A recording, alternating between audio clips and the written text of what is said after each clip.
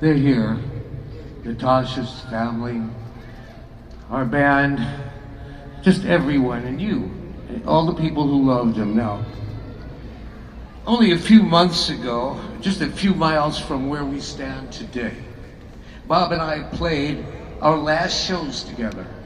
As we stood on that stage in Golden Gate Park, 6 days in the rear view, I looked to the right at my old friend, and for a moment, I saw him transformed. Gone was the bushy gray beard, the whiskers, the wisdom, and the age. Instead, like the grains of time turning on themselves, I saw a young Bob again. There he was, a cross-eyed, barefoot young folk singer with the wind blowing through his long brown hair. A teenager again, the boy wonder. We called him Bob Weir. Yeah, he was the boy wonder. The Grateful Dead was a ritual band. I felt it first time I heard Bob play as I walked into that Straight Theater on Haight Street, September 29th, 1967. That night, the theater was dark enough for the band to disappear into only sound. It was consuming. It permeated every pore in my body. I felt the vibrations creep up my spine, and suddenly I was whole. I was home. Bob was just 19 that first night. At the Straight Theater, his long fingers making chords few others could physically reach or was even possible. His choices, like the way he navigated through life, were his own. What defines those early years, though, was the laughter. Bob was funny, and he loved funny. Bob was the band clown, a very endearing comic relief from the tedium of the road. Always depend on Bob to have a squirt gun or a noisemaker or something going on in airports to attract attention and challenge the rules. Yeah. Now, we all love breaking the rules. But Bob, he was really good at doing it in public. No doubt, sometimes we could get a little carried away, no doubt. One day, we wake up. Bob announced that we were going to the zoo to record the animals. No, it was a full moon, which was very important to Bob. He assured me, that's when the animals are at their loudest, he said. I thought it was a great idea. But the problem with the plan was that we didn't have a gear, and neither of us were recordists. Owsley, we thought, might loan us his Nagra recorder. So we showed up at Owsley's and taught us how to record. Then at midnight, we arrived at the zoo.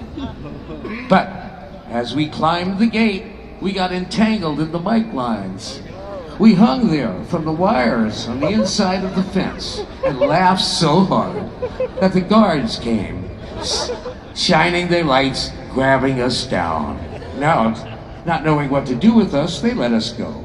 As we left, we paused for a moment and looked back in the rearview mirror, stopping to consider what the recording might have been.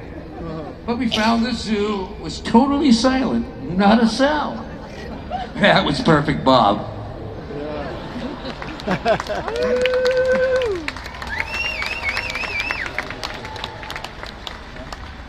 Yeah, there was nothing like Bob Weir, you know. He was singular. He was not a copy of anything that came before. He was a true original. I could sit here and tell you so many stories about our lives together. But at the heart of it all is that this was never just a band. It was a family. Yeah. Now, we grew up together, we lived together, raised our kids alongside each other. Together, we rode horses across my ranch in Nevada, all the way to the Great Pyramids. We traveled down 1,000 roads, roomed with each other in every blue light cheap hotel, and stood beside each other from New Orleans Parish Prison to the doors of the Oval Office.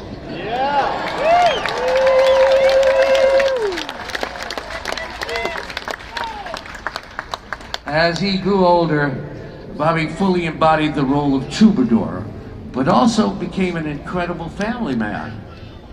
The bus became home to Bob, Natasha, and the girls. And it always made me happy when I saw that bus coming down the road. Mainly because Bob was pretty much late all the time.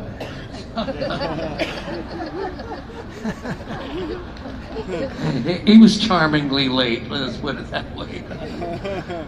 Bob liked to talk about where the music would be in 300 years. Now, after watching it all build for 60 years, he could envision the depth of our impact hundreds of years down the line. Now, he had that kind of vision. He saw the music in all its different forms and genres. He could hear the songs played symphonically. He could hear them plucked by bluegrass players, hear them woven through a second line, or echoed through the Grand Ole Opry. He knew the songs would have a life of their own, not just because of who wrote them and where they came from, but because of where he felt future generations might take them. Not because of us, but because of all of you. For the Grateful Dead, the music was a necessity, and the connection to a community was its power base. Where that's most tangible is in the encore, when the stage goes quiet and the crowd takes over the song, singing in the absence of a voice from a microphone. It's there, with all of us bathing in the collective refrain, and you can really feel the power of the music, of the community it came from, and ultimately the community that it inspired. The songs of our lives are yours now, and it's up to all of us to keep the refrain building.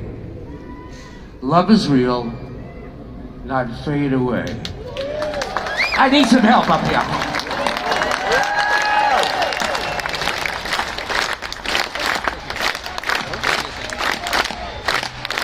You got it. Hold it. Feels good, don't it? Thank you so much for all the years. Words do not describe my feeling for you people. If it was not for you, there would be no us.